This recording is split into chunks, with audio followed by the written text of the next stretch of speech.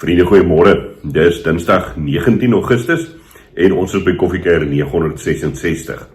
Nou, ek wil vanoggend weer so 'n bietjie saam met jou nadink vanuit Hebreërs 12, daardie eerste 3 verse. En ons het nou Vrydag daaroor gepraat dat dit 'n wedloop is, die metafoor van 'n wedloop word gebruik om 'n mens eintlik te sê die geloofslewe, jou lewe in die algemeen is soos 'n wedloop. Daar kan 'n klomp goed gebeur, maar sê die skrywer van die Hebreërbrief ook dan nou, ons moet ons oog gefestig hou op die Here Jesus, wat die begin en die volëinder van geloof is. En Sondag het ons so 'n bietjie verder oor hierdie teks nagedink, en eintlik daar die 3 goed uitgehaal om te sê, dat mense die regte fokus nodig, jy die regte klere nodig, en jy moet die regte vasbyt hê in hierdie geloofsreis. Nou, ek wil vanoggend so 'n bietjie weer saam met jou net reflekteer op hierdie gedeelte, en spesifiek vir jou vra, om oor jou eie lewe na te dink, oor jou eie geloofswedloop, kan ons dit maar so sê. Maar ek wil so 'n bietjie op 'n ander plek begin. Ons een neef, Stefan Loubser, hy is een van hierdie ouens wat verskriklik rondhardloop, en aan allerlei trailruns en al daai goed deelneem. Nou, hy en 'n klompie van sy vriende of klaplede daar in die Parel, hulle gaan die 21ste September deelneem aan 'n wedloop, wat vir die van julle wat die Kaap omgewing ken, sal nou presies weet waarvan ons praat. Hulle spring by Groenpunt in Kaapstad weg. Dan hardloop hulle via Stellenbosch, Somerset West, Gordons Bay, dan nou Rooi-Els, Pringle Bay, Betty's Bay, Kleinmond verby tot in Hermanus. Dis 'n totale afstand van so 171 kilometer. Nou ontspan so vir 'n oomblik, hulle hardloop dit nie elkeen op hulle eie nie. Dis aflosspanne. So jy hardloop 'n end en daar's nie voorgeskrewe reëls nie. So wanneer jy dan nou moeg is, dan tap jy uit en een van jou spanmaats neem oor by jou. Maar ek vermoed daar gaan nogal baie voorbereiding in om te weet waar moet jy oorgee? Hoe lyk die elevation? Hoe lyk jou opdraandes en die afdraandes op die roete? Waar's die besige verkeer en al daai goed? En iewers as mensvriende oor hierdie beeld nadink, dan wil 'n mens sê, maar ons wil ook ons lewe so 'n bietjie voorberei om te weet wat kan ons doen, waar moet ons oorgee, waar moet ons 'n bietjie rustiger hardloop. Ons moet voorbereiding tref. Maar nou weet ons, die lewe gebeur en ons het nie altyd die beheer oor die voorbereidingsproses op die lewe nie.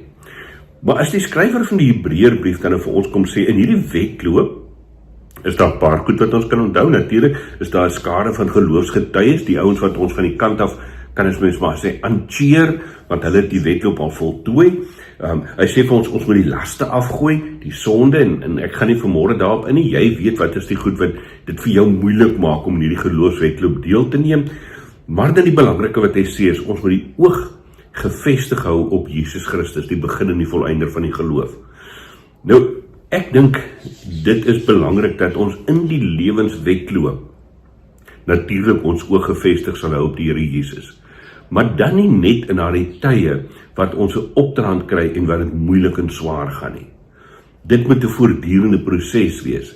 Want wanneer ek en jy in 'n verhouding met die Here Jesus leef elke dag en ons toelaat dat die Heilige Gees ons lewens ook begelei en vooruitgaan, ons in God se teenwoordigheid is, dan word ons mos nou alreeds voorberei op daardie opdraandstukke van die lewe.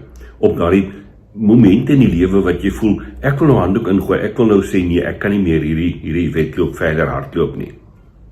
En ons gesels baie in ons disippelskapgroep ook daaroor, en die van julle wat nou rondom hierdie disippelskap reis al 'n end van die pad geloop het, sal ek ons nou weet dat hoe dieper ons in hierdie intieme verhouding met die drie-enige God, Vader, Seun en Gees leef, hoe meer ons vanuit sy woord hom leer ken, sy karakter leer ken, sy wil ontdek vir ons lewens, hoe makliker raak dit tog op 'n manier, vriende, om ook dan nou die opdraandtye van die lewe te kan hanteer.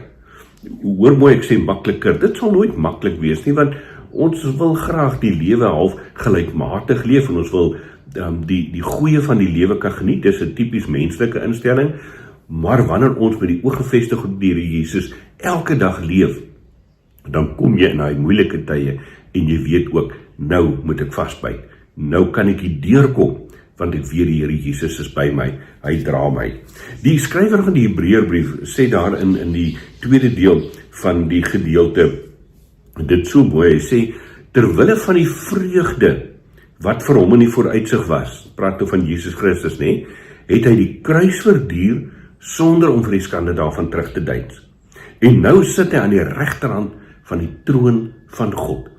En iewers in hierdie lewenswedloop, moet ons dit ook altyd maar so in die agterkop onthou, om te sê, ja, daar is moeilike tye, daar is uitdagende tye, daar is tye wat ou regtig voel, maar ek weet nie, maar hou dan ook in gedagte die vooruitsig van die lewe in God se volmaakte teenwoordigheid, waarvan ek en jy kan deel wees. Kan ek so 'n bietjie op 'n ander vlak met jou dit deel? Vrydagmiddag het, eintlik kom ek sê dit so, verlede week hier, woensdag, donderdag iewerster, laat weet, Gerda vir my, dat haar ma vra, ek moet toch by haar draai kom maak. Dan is Susan Dievenage, so 91 jaar oud, by ons in die gemeente, sy het so 'n tyd gelede 'n beroerte of dalk 2 gehad, en haar gesondheid is in die agteruit gaan. Nou, verlede week was 'n besige week in ons lewens gewees. En ek sê nogal vir Jean-Marie, ek weet nie, ek het regtig nie nou die energie om nog op 'n Vrydagmiddag gou daar draai te maak. Ek kan maar volgende week by Tannie Susan 'n draai gaan maak.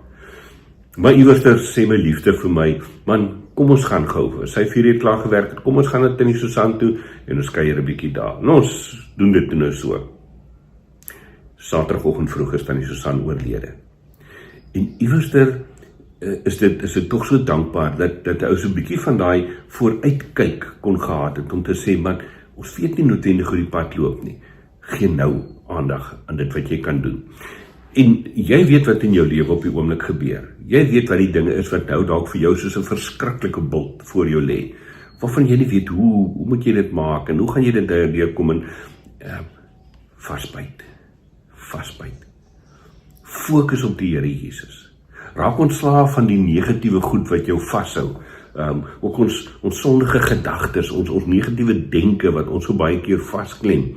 Raak ontslaaf daarvan en byt vas, want ons weet hoe lyk die oorwinnaarskroon wat by die Here Jesus vir ons wag.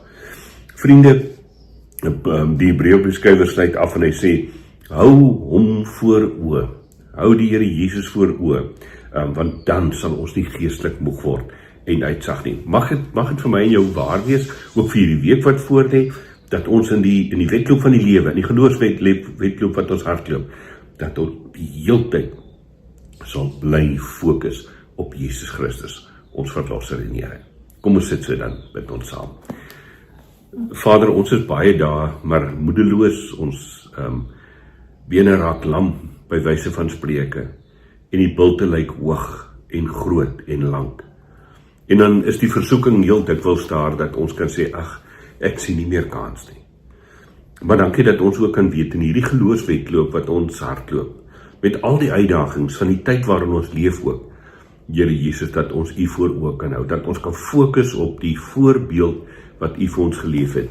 Gee daarom, Vader, ook vir ons die energie en die tyd en die krag en die vermoë om tyd te spandeer in die woord, om al hoe meer dit wat die Here Jesus gedoen het te leer ken, te ontdek en vanuit sy voorbeeld dan juis ook in ons lewens te leef.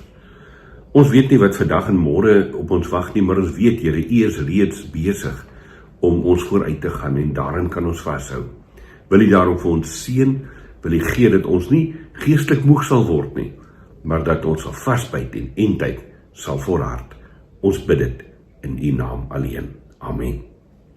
Vriende, in hierdie geloofslewe wat ek en jy leef, is daar 'n klompie pilare.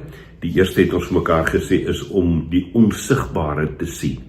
Daar waar God reeds aan die werk is in jou, en ook wanneer ons in hierdie geloofswedloop deelneem en moeg raak, moet ons daardie geloof hê om die onsigbare te sien wat God reeds mee vir ons besig is. Mag ek en jy dit ontdek vandag deur te fokus, deur ontslae te raak van die goed wat ons vashou en deur vas te byt in die geloof dat die Here Jesus reeds met ons op pad is. Geniet jou koffie, geniet jou Dinsdag, ons kuier Vrydagoggend weer saam. Mooi loop.